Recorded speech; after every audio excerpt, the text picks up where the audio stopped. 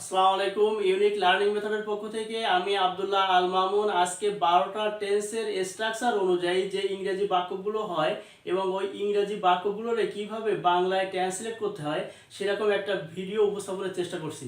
তো যাই হোক, কথা না বলি আমরা শুরু করি। তো এখানে আমরা দেখতে পাচ্ছি যে I shall eat rice at night. তো এই বাক্যটার আমরা মানে করব, বাংলায় ট্রান্সলেট করব। তো এখানে এই বাক্যে কি কি আছে এটা কিন্তু আমরা জানি। সাবজেক্ট, এটা অবজেক্ট, এটা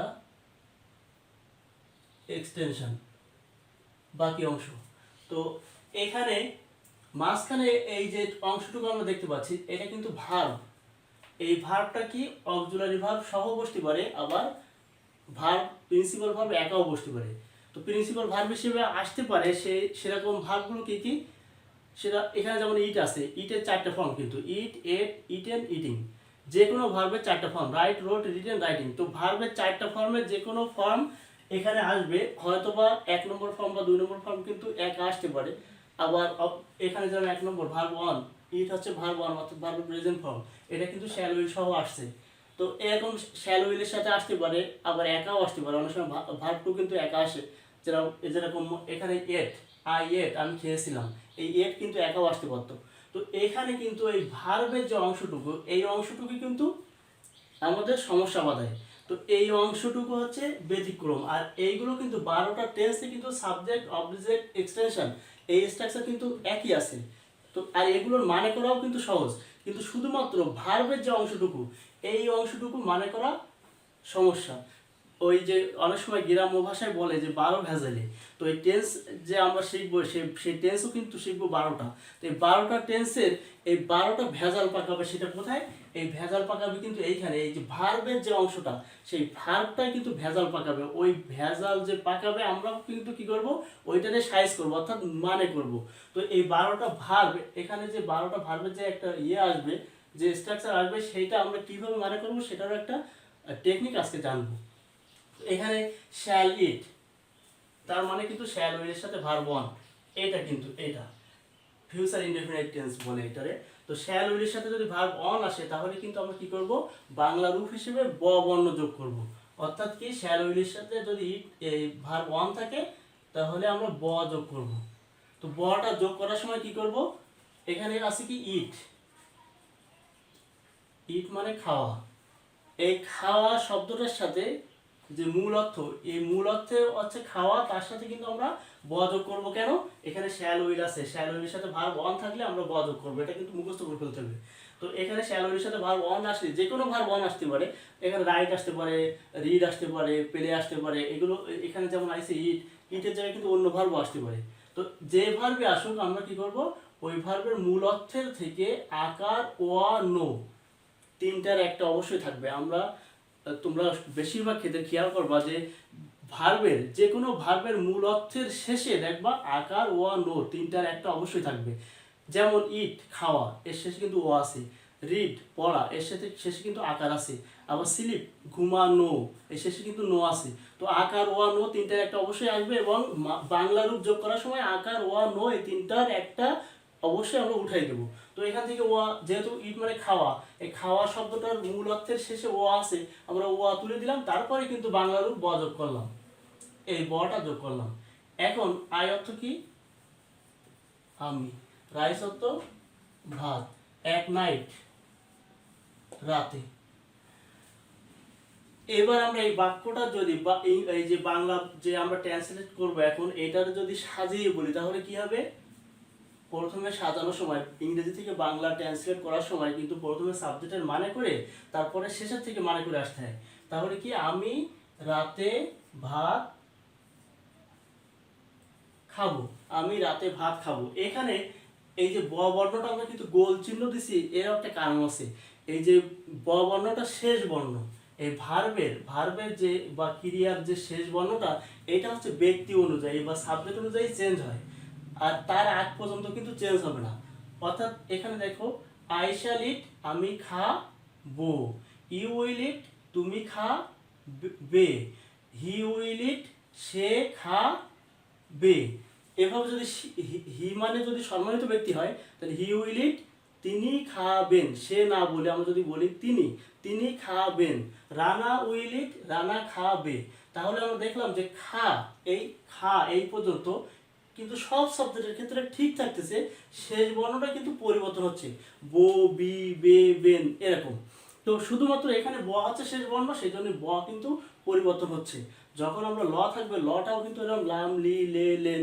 যখন স থাকবে তখন সি, সো, সে, সেন। একটু পরে আমরা আরো জানতেছি এসব ব্যাপারে। তো এখানে কিন্তু আমরা এটা দেখলাম। এবার আমরা যদি এখানে ভার্ব চেঞ্জ করি, ভার্ব চেঞ্জ করে যদি বলি I shall sleep at night. এখানে স্লিপ মানে কি?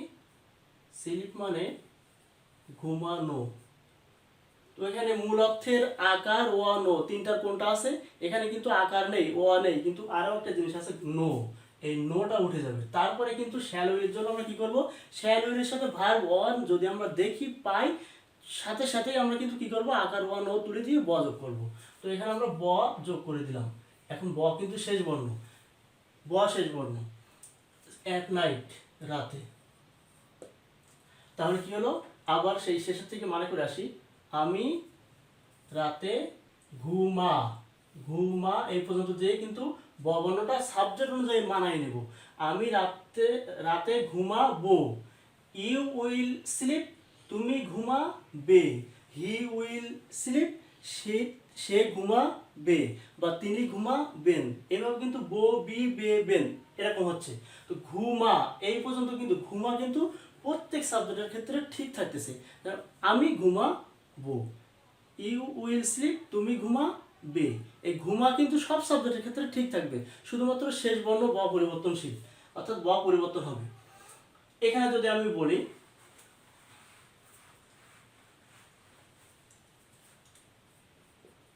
He will write a letter. এখন হি অর্থ সে, রাইট মানে কি?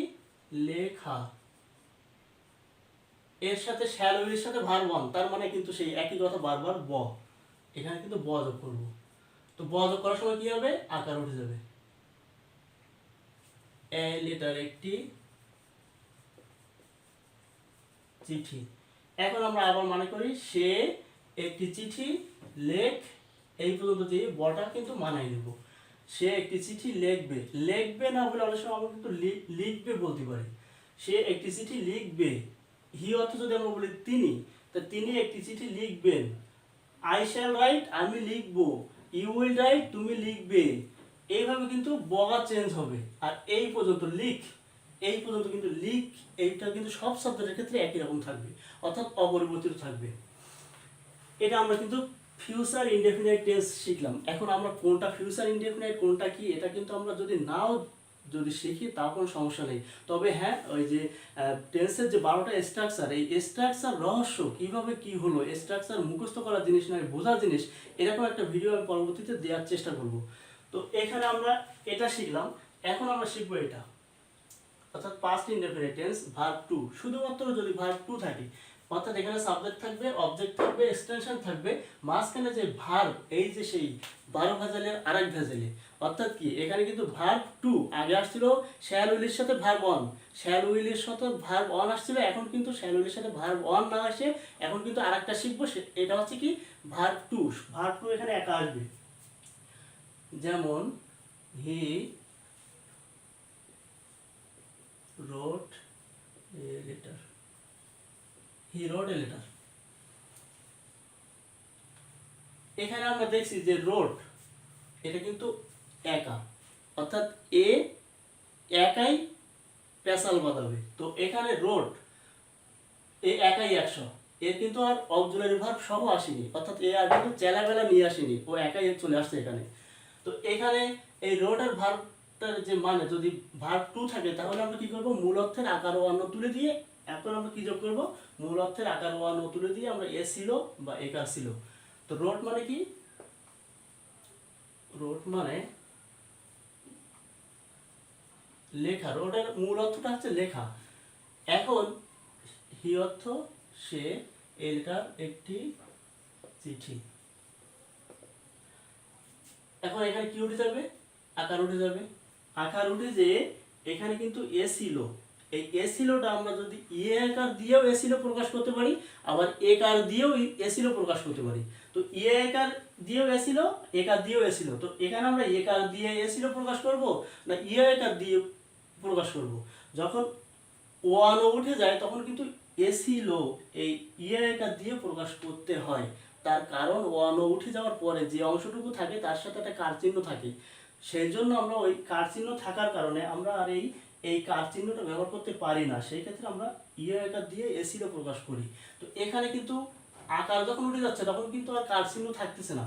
খ কিন্তু এখানে একা, খর সাথে কোনো কার চিহ্ন নেই, সেহেতু আমরা খর সাথে এ সিলোটা যোগ করার সময় কিন্তু আমরা একার সিলো দিতে পারি।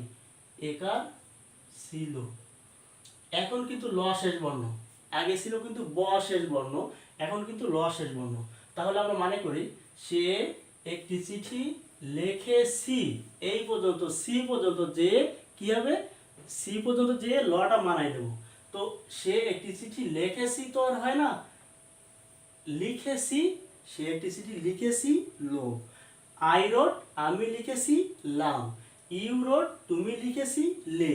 এভাবে কিন্তু লটা কি হচ্ছে লাম লি লে লেন, এভাবে শেষ বর্ণ ল পরিবর্তনশীল এবং তার আগ পর্যন্ত লিখেছি এই যে তিনটা বর্ণ যে এই পর্যন্ত এটা কিন্তু পরিবর্তন হবে না, সব শব্দের ক্ষেত্রে একই থাকবে, শুধুমাত্র শেষ বর্ণটা পরিবর্তন হবে। এখানে আমরা ভার্ব টুর আর একটা উদাহরণ দেখতে পাচ্ছি যে Rana স্যাং a song on the stage. তো রানা অর্থ রানা, এ সং একটি গান, অন দ্য স্টেজ মঞ্চে। তো এখানে স্যাং হচ্ছে ভার্ব টু, ভার্ব টু থাকলে কেমন অর্থ করব? ভার্ব টু থাকলে আমরা ভার্বের মূল অর্থে কি করব? আকার ওয়া নো তুলে দিয়ে ওই একই নিয়ম বারবার আকার ওয়া নো তুলে দিয়ে আমরা বাংলায় কি যোগ করব? বাংলা রূপ হিসেবে বা বাংলা বর্ণ হিসেবে এসিলো যোগ করব। তো এখানে মূল অর্থ কি? মূল অর্থ হচ্ছে গাওয়া, গাওয়া। এই গাওয়া এই ও উঠে গেল, যখন আকার ওয়ানো উঠে যায় তখন কিন্তু যে অংশটুকু থাকে এই ওয়ানো, সরি আকার না, ওয়ানো যখন উঠে যায় তখন কিন্তু এখানে কিন্তু যে অংশটুকু থাকতেছে তার সাথে কিন্তু একটা কার চিহ্ন আছে। তো এইখানে কার চিহ্ন আছে, তো এখানে কি আমি এ কার দিয়ে এই কারটা কি এখানে যোগ করতে পারবো? পারবো না। যেহেতু এখানে একটা কার চিহ্ন আছে সেই জন্য আমি এইটা দিয়ে প্রকাশ করবো। এ ছিল লিখতে যেয়ে আমি কিন্তু ইয়ে আকার দিয়ে প্রকাশ করব। তো ইয়ে আকার সি লো, ল এখন শেষ বর্ণ। এবার আমরা দেখি রানা মঞ্চে একটি গান গায়েছি। এখন গায়েছি তো আর হয় না, এটা একটুখানি মানায় নিতে হবে গেয়েছি, গেয়েছি লো।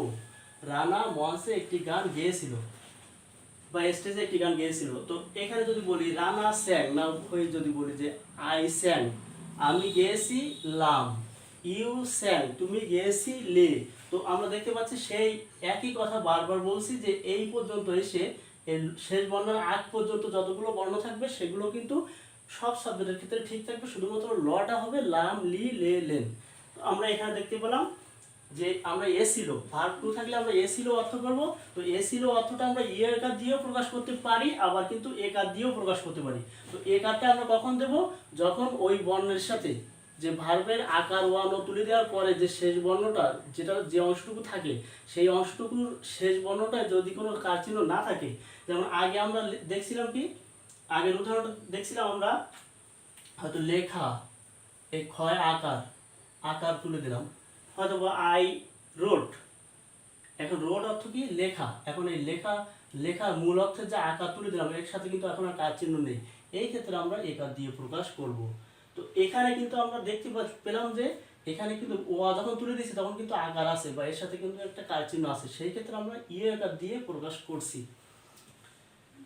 তো যাই হোক আমরা এটা শিখলাম। এখন কিন্তু আমরা শিখবো কোনটা? এটা present perfect tense. Present perfect টেন্সে হ্যাভ এর সাথে যদি ভার্ব থ্রি থাকে তাহলে কি করব? এসও, এসওটা আমরা ই একার দিয়েও প্রকাশ করতে পারবো, আবার একার দিয়েও প্রকাশ করতে পারবো যদি ওই রূপ ক্ষেত্রে ওই একই রকম উদাহরণ যদি চলে আসে। He has written a letter. এখানে রিটেন মানে মূলত কি? লেখা, এই আকার উঠে যাবে। এবার আমরা দেখি হ্যাভ এর সাথে যদি ভার্ব থ্রি থাকে তাহলে এসও, এখন এসওটা এই আকার দিতে পারি আবার এই আকার দিতে পারি। তো এখানে আমরা খ এর সাথে কিন্তু কোনো কার চিহ্ন নেই, সেক্ষেত্রে এখন কি করব, এখন কিন্তু একার দিয়ে প্রকাশ করব। তো একার স এসও, হ্যাভ এর সাথে ভার্ব থ্রি থাকলে এসও, এসও মনে রাখবো এসও। তো এসওটা এখন শেষ বর্ণ স।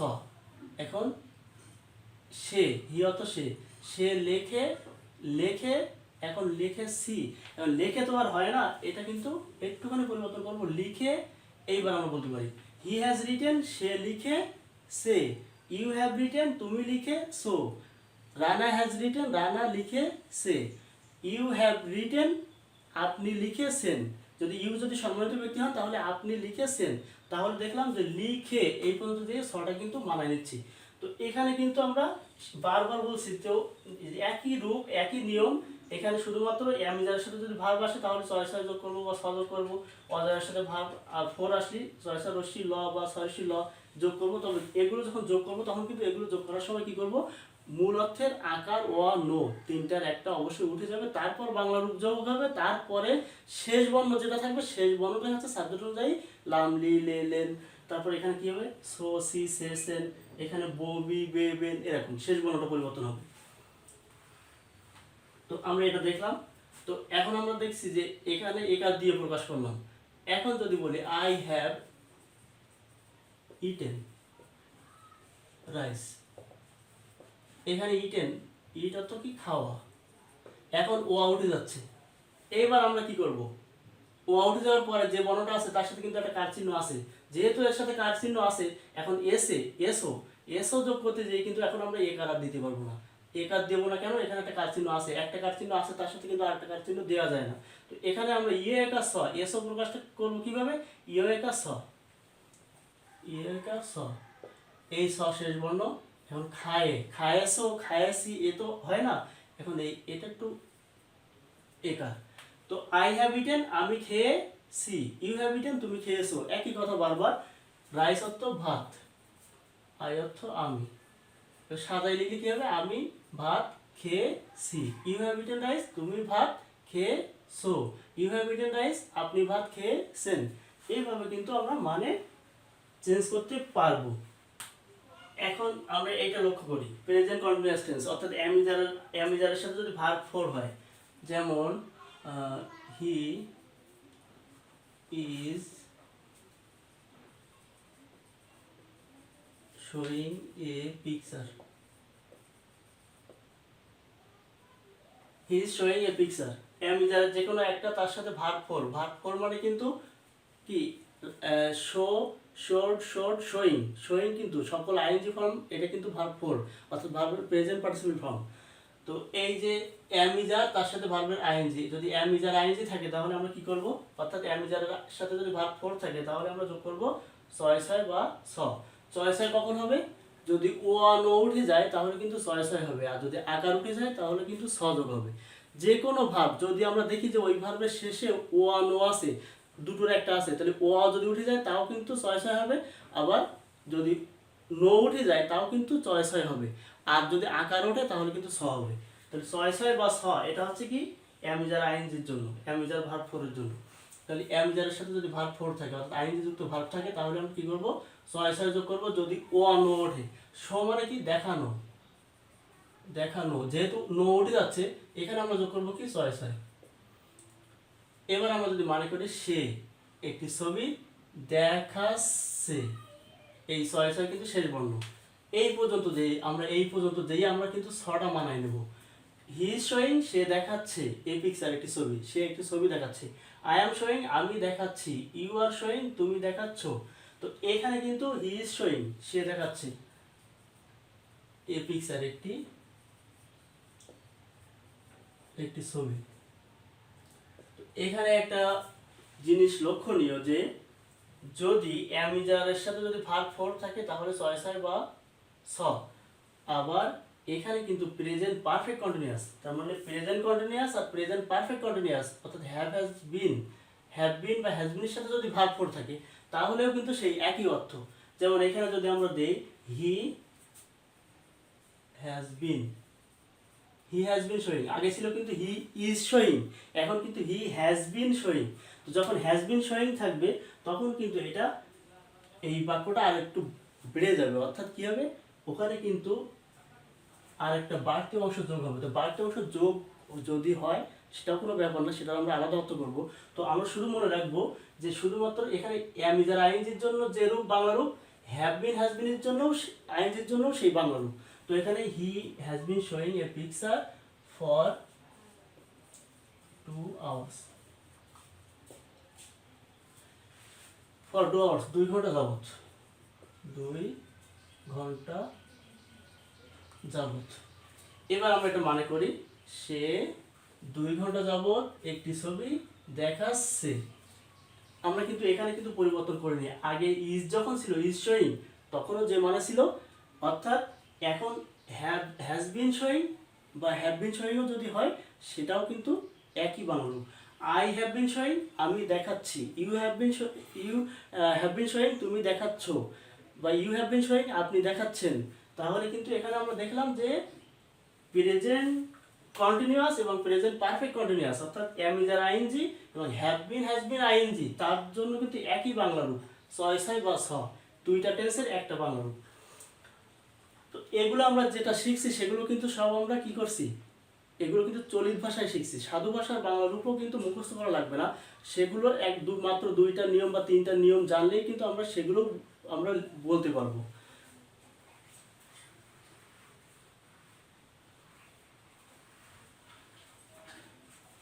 এখন আমরা যদি বলি যে এইটা, আমরা কিন্তু উদাহরণ বেশি দিচ্ছি না, জাস্ট সবগুলো টেন্স আমরা একটা ভিডিওতে উপস্থাপনের চেষ্টা করছি, এই জন্য কিন্তু বেশি উদাহরণ দিচ্ছি না। যখন আমরা একটা করে টেন্স বোঝানোর চেষ্টা করব তখন ওই টেন্সের বিস্তারিত সব কিছু বোঝানোর চেষ্টা করব। তো এখানে আমরা বেশি উদাহরণ না দিয়ে জাস্ট মূল যে জিনিসটা সেটা বোঝানোর চেষ্টা করছি। তো এখানে কি পাস্ট কন্টিনিউয়াস অজ আর আইএনজি মানে ভার্ব ফোর, তো অজ আর আইএনজি যখন হবে বা had been plus verb four যখন হবে, এই দুইটা অর্থাৎ পাস্ট কন্টিনিউয়াস এবং পাস্ট পারফেক্ট কন্টিনিউয়াস এই দুইটা কিন্তু বাংলা রূপ কিন্তু এইটা ছয়সরসী ল বা ছয়সী ল। এখানে আমরা যদি দেখি যে রাকিব was playing football, পেলে মানে কি, খেলা করা। এখন আকার ওয়া নো তিনটার একটা থাকবে এবং বাংলা রূপ কি হবে, যোগ করার সময় এই আকার ওয়ান ও উঠে যাবে। তো যেহেতু এর শেষে কিন্তু ওয়ান ও নেই কিন্তু আকার আছে, আকার তুলে দিলাম। এখন এই অজ আর আইএনজির জন্য কি, এই অজ ওয়ার এটার যে কোনো একটা তার সাথে কিন্তু ভার্ব ফোর অর্থাৎ আইএনজি যদি থাকে আমরা ছয়সরসী ল বা ছয়সী ল। তো কখন কি করব, যদি ওয়ান ও উঠে যায় তাহলে কিন্তু ছয়সরসী ল এটা করব। আবার যখন আকার উঠে যাবে তখন কিন্তু ছয়সী ল, যেহেতু এখানে আকার উঠে গেছে এই জন্য আমরা এখানে ছয়সী ল। তো এখানে ওয়ান উঠলে ছয়সরসী ল বা ছয়সী ল, কি আকার উঠলে ছয়সী ল বা ছয়সরসী ল, এটা কিন্তু আমরা যেটা মানায় সেটা করবো। এখানে যদি ছয়সরসী ল দেই তাহলে কিন্তু মানাবে না, তো যেটা মানায় সেটা করব। এখন আমরা এই পর্যন্ত যাব, যে থেমে যাব, যে তারপর লটা কি করব শেষ বর্ণ হিসেবে সাবজেক্ট অনুযায়ী মানায় নেব। যেমন Rakib was playing football, Rakib football, Rakib football খেলা করছিল। আই ওয়াজ প্লেইং আমি খেলা করছিলাম। ইউ আর প্লেইং তুমি খেলা করছিলে। ইউ আর প্লেইং আপনি খেলা করছিলেন। তো এইভাবে কিন্তু আমরা দেখছি যে এই শেষ বর্ণের আগ পর্যন্ত সব ঠিক থাকতেছে, শুধুমাত্র শেষ বর্ণটা পরিবর্তন হচ্ছে। তো সকল টেন্সের ক্ষেত্রে কিন্তু একই নিয়ম। এখানে আমরা যদি এইটারে যদি আমরা এই যে ওয়াজ প্লেইং না দিয়ে আমরা হ্যাড বিন প্লেইং দেই তাহলে কেমন হবে, Rakib had been playing football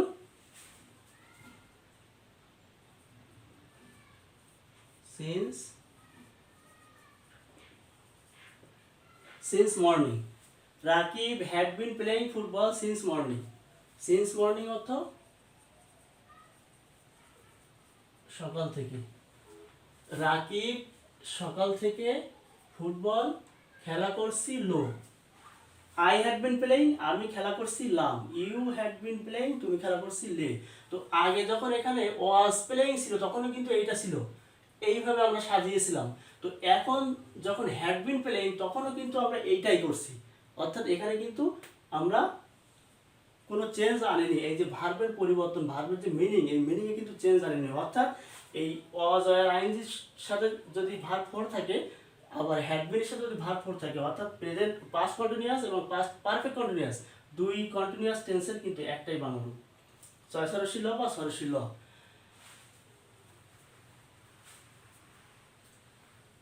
তবে পারফেক্ট কন্টিনিউয়াস এবং এমনি কন্টিনিউয়াস, অর্থাৎ present continuous, present perfect continuous, past continuous, past perfect continuous. তো এই এমনি কন্টিনিউয়াস আর পারফেক্ট কন্টিনিউয়াসের ভিতরে কি পার্থক্য, কি শিখি, এগুলো পরের ভিডিওতে দেওয়ার চেষ্টা করব। অন্য একটা ভিডিও উপস্থাপন করে সেখানে কিন্তু এর বিস্তারিত আলোচনা করার চেষ্টা করব। সেখানে অনেক নতুনত্ব আনার চেষ্টা করব, তোমরা ভিডিওগুলো দেখবা। তো এইখানে যদি আমরা বলি যে ফিউচার কন্টিনিউয়াস, এটা যদি আমরা করতে চাই তাহলে কি হবে? ফিউচার কন্টিনিউয়াস টেন্সের যে শ্যাল উইলের সাথে বি, তার সাথে কিন্তু verb four, I shall be reading a book. I shall be reading a book. Read অর্থ কি? পড়া। তো এই shall be will be সাথে যদি ভার্ব ফোর অর্থাৎ আইএনজি ফর্ম থাকে, অর্থাৎ এই shall be এবং আইএনজি, এই যেরকম রিডের সাথে যেমন এই shall be আইএনজি এরকম বাড়তি কিছু আছে, আমরাও ঠিক এখানে বাড়তি কিছু যোগ করব। তো বাড়তি কি যোগ করব? শ্যাল উইলের সাথে বি, তার সাথে যদি ভার্ব ফোর, অর্থাৎ শ্যাল বি উইলের সাথে যদি ভার্ব ফোর আইএনজি ফর্ম থাকে, তাহলে আমরা কি যোগ করব? তে থাকবো। তো এখানে আমরা তে থাকবো যোগ করি, তে থাকবো। এ বুক অর্থ একটি বই। এবার আমরা এই যে তে থাকবো যোগ করলাম, কি হবে? আকার ওয়ান ও উঠে যাবে। তো এখানে আকার আছে, তুলে দিলাম। আই অর্থ আমি। এবার মানে সাজাই বলি, আমি একটি বই পড়তে থাকবো। এখন কিন্তু এই ব শেষ বর্ণ। আমি একটি বই পড়তে থাকবো, এখানে সাবজেক্ট চেঞ্জ করলে ব কিন্তু আবার চেঞ্জ হয়ে যাবে। হি উইল বি রিডিং, সে পড়তে থাকবে। ইউ উইল বি রিডিং, আপনি পড়তে থাকবেন। এই পড়তে থাক এই পর্যন্ত যে ব কিন্তু পরিবর্তন হবে। আমরা এটা বুঝতে পারলাম। যাই হোক, এটাই ছিল। এখানে কিন্তু আমরা দেখলাম যে ফিউচার কন্টিনিউয়াস টেন্স যদি শ্যাল উইল বির সাথে ভার্ব ফোর, এটা যদি আমরা শ্যাল উইল হ্যাভ বিন এর সাথে যদি ভার্ব ফোর করি, তাহলে কিন্তু সেই একই অর্থ হবে। তো যাই হোক, যখন আমরা শ্যাল উইল হ্যাভ বিন এর সাথে ভার্ব ফোর করবো, তখন কিন্তু ওইখানে আফটার, বিফোর বা এই যে সিন্স বা ফর, এগুলো দিয়ে বাড়তি একটা কিছু থাকে। এগুলো কেন থাকে, এগুলো সম্পর্কে বিস্তারিত পরে বলবো। এই ভিডিওয়ে আমি শুধুমাত্র ভার্বের যে মিনিং টেকনিকটা সেটা দেখানোর চেষ্টা করছি। তো সাবজেক্টের মানে, অবজেক্টের মানে বা এক্সটেনশন বাকি অংশের মানে কিন্তু আমরা অনেকেই করতে পারি। এগুলো কিন্তু আমাদের মিনিং করতে সমস্যা হয় না। শুধুমাত্র ভার্ব, এই যে ভার্বের 12টা ফর্ম, কখনো ভার্ব ওয়ান আসে, কখনো ভার্ব ওয়ান অন্য অক্সিলারি ভার্ব সহ আসে, আবার ভার্ব থ্রি আসে, কখনো ফোর আসে, ফোর অক্সিলারি ভার্ব সহ আসে। তো এই যে ভার্বের অংশটুকু, অক্সিলারি ভার্ব এবং প্রিন্সিপাল ভার্ব দুইটা মিলে যে অর্থটা হয়, অর্থাৎ ভার্বের যে অর্থটা হয়, সেটা করানোর চেষ্টা করছি এই ভিডিওতে। তো এখানে আমরা দেখতে পাচ্ছি যে সবগুলো কিন্তু আমি লিখছি এখানে কি সাধু ভাষায় না চলিত ভাষায়, এগুলো কিন্তু চলিত ভাষার বানানো। তো এখানে আরেকটা জিনিস আছে যে এই টেন্সটা আমি এখনো বলিনি, এটা যদি থাকে তাহলে কি হবে? যে ইউ উইল হ্যাভ হার্ড, মানে you will have heard the name of Kazi Nazrul Islam. You will have heard the name of Kazi Nazrul Islam. Will have heard, এখানে will have তার সাথে কিন্তু verb three, shall will have বা will have এর সাথে, সরি এটা shall have বা will have এর সাথে যদি ভার্ব থ্রি থাকে, তাহলে কিন্তু আমরা কি করব? এ থাকবো, বা এ থাকবোটা ইয়ে আকার দিয়েও করতে পারি, আবার একার দিয়েও করতে পারি। সেই একই নিয়ম, যদি ও আনো উঠে যায় তাহলে কিন্তু ইয়ে আকার দিয়ে এ থাকবো। আবার যদি আকার উঠে যায়, তাকে যখন আকার উঠে যায় তখন ওই বর্ণের সাথে আর কোনো কার চিহ্ন থাকে না, তখন আমরা কি করব? একার দিয়ে সেটা প্রকাশ করবো। অর্থাৎ কিন্তু শ্যাল উইল হ্যাভ এর সাথে যদি ভার্ব থ্রি থাকে তাহলে আমরা থাকবোটা কি একার দিয়েও করতে পারি আবার একার দিয়েও করতে পারি। তো ইউ উইল হ্যাভ হেয়ার মানে কি শোনা, শোনা। এখন এই আকার উঠে যাচ্ছে, আকার উঠে যাওয়ার পরে কি হবে, থাকবোটা আমরা একার দেবো না একার দেবো, একার, এটা। তুমি কাজী নজরুল ইসলামের নাম শোনে থাকতো আর হয় না, এটা হবে শুনে। তুমি কাজী নজরুল ইসলামের নাম শুনে থাকবে। I will have hear the name of Kazi Nazrul Islam, আমি কাজী নজরুল ইসলামের নাম শুনে থাকবো। এইভাবে কিন্তু শুনে থাকবো এই থাক পর্যন্ত যে বটা পরিবর্তনশীল, একই কথা বারবার, অর্থাৎ একই নিয়ম আমরা বারবার নিয়ে আসছি, বারবার চলে আসছে আমাদের সামনে। তো এখানে আরেকটা নিয়ম আছে যে এই ফিউচার পারফেক্ট টেন্স, এটা কিন্তু আমরা যে থাকবো বাংলা রূপ এটাও হয়, আবার কিন্তু এটাও হয়। যদি বিফোর আপনার দিয়ে থাকে তাহলে কিন্তু আবার এই যে বিফোর দিয়ে থাকলে কিন্তু এটা হতে অনেক সময় কিন্তু এই বথটাও হয়। যেমন I shall have eaten rice before you will come, তুমি আসার পূর্বে আমি ভাত খাবো। এই যে শ্যাল হ্যাভ ইটেন, এই যে শ্যাল হ্যাভ বা উইল হ্যাভ ইটেন, এই শ্যাল হ্যাভ উইল হ্যাভ ইটেনের অর্থ কিন্তু আবার বথও হতে পারে। তো এখানে আমরা দেখলাম যে একটা টেন্সের মাত্র দুইটা বাংলা রূপ, সেটা হচ্ছে ফিউচার পারফেক্ট টেন্স। এই ফিউচার পারফেক্ট টেন্সের বাংলা রূপ যদি বিফোর দিয়ে লেখা হয় তাহলে কিন্তু বথ হয়, আর যদি বিফোর দিয়ে বা এগুলো দিয়ে যদি না লেখা হয় তখন কিন্তু আবার এই থাকবো এটা বাংলা রূপ হতে পারে। এখানে আমরা যে বাংলা রূপগুলো এতক্ষণ শিখছি সেগুলো কিন্তু ক্রিয়াপদের চলিত রূপ। এখন যদি সাধু ভাষায় কোনো যদি বাক্য চলে আসে আমাদের সামনে, সেটাকে আমরা কিভাবে ট্রান্সলেট করব তার একটা নিয়ম আছে। যে সাধু ভাষা থেকে চলিত ভাষায় আসতে গেলে ক্রিয়াপদের তিনটা নিয়ম আমাদের মেনটেন করতে হবে। সেটা হচ্ছে যে যদি রস্যইতে যদি ক্রিয়াপদের ভিতরে থাকে, সাধু ভাষার কোনো ক্রিয়াপদের ভিতরে রস্যই রস্যি তে থাকে তাহলে কিন্তু ওই রস্যই রস্যি তে উঠে যাবে। যেমন এখানে রস্যি তে উঠে যাচ্ছে, রস্যই রস্যি তে উঠে যাবে। যদি ভিতরে থাকে এই রশ্মিটাকে উঠবে, এই রশ্মিটা কিন্তু উঠবে না। তার কারণ এই রশ্মিটা হচ্ছে শব্দের কি একটা প্রান্তে আছে, প্রান্তের বর্ণ। এই যে ছটা কিন্তু একটা প্রান্তে, এই প্রান্তে থাকা সব সাথে কিন্তু রশ্মিকার আছে, তাহলে এই রশ্মিকারটা উঠবে না। রস্যই রশ্মিতে ভিতরের যদি কোনো থাকে, শব্দের ভিতরে থাকে তাহলে উঠবে। তো এখানে যদি বলি যে লিখিব, এখানে কি এই রশ্মিকারটা উঠবে না, এই রশ্মিকারটা উঠবে, এটা ভিতরে আছে এটা উঠবে। কিন্তু এটা কিন্তু ল একটা প্রান্তে, এই প্রান্তের বর্ণের সাথে কিন্তু রশ্মি, এটা কিন্তু উঠবে না। যেমন যাইতে, রস্যই রশ্মিতে উঠবে, তাহলে এই রস্যই উঠে গেল, এখানে কি এই তে উঠবে, এই তে কিন্তু উঠবে না, যেহেতু এই তে কিন্তু একটা প্রান্তে আছে। তো সাধু ভাষার থেকে চলিত ভাষায় আসতে গেলে রস্যই রশ্মিতে ভিতরে থাকলে উঠে যাবে, প্রান্তে থাকলে কিন্তু উঠবে না, এটা একটা নিয়ম। তাহলে আমরা দেখলাম যে রস্যই রশ্মিতে উঠে যাবে। তো এখানে রশ্মিকার, এখানে তে উঠে যাচ্ছে। পড়িতেছে, বলিতেছে, এটা কি হবে, বলিতেছে, এটা উঠে যাবে, রস্যই রশ্মিতে উঠে গেছে। তাহলে আমরা জানি বলা, মূল অর্থ কিন্তু বলা এর আকার উঠে যাচ্ছে, উঠে দিয়ে কিন্তু এই মানে কিন্তু কি, মানে কিন্তু এটা এমিজার আইনজি। তো এই বলিতেছে তার মানে যা, আবার এখানে কিন্তু শুধু এটা কিন্তু তাই, বলিতেছে আর বলিতেছেকে সাইজ করে আমরা কিন্তু বলছে এটা কিন্তু পাচ্ছি। তো তার মানে কি আমরা পাচ্ছি। এই বলা তো হচ্ছে মূল অর্থ, এই মূল অর্থের আকার তো উঠে যাচ্ছে বলা, এই আকার উঠে দিয়ে এখানে আমরা পাচ্ছি কি আর এটা তো কেটে দিচ্ছে, এগুলো কেটে দেওয়ার পর আমরা পাচ্ছি মানে কিন্তু এই বলিতেছে কিন্তু এটা, এই বলিতেছে যা বলছে তাই, তার মানে কিন্তু এই পাচ্ছি। তো বলিতেছে যদি কেউ বলে তাহলে কিন্তু আমরা ওইটাকে আমরা কি করব, বলছে ধরে নিয়ে ওটাকে আমরা ধরে নিয়ে আমরা এই অনুযায়ী কিন্তু ট্রান্সলেট করব, যদি ইংরেজিতে ট্রান্সলেশন আমাদের যদি করতে হয়। এখানে আরেকটা নিয়ম আছে, যদি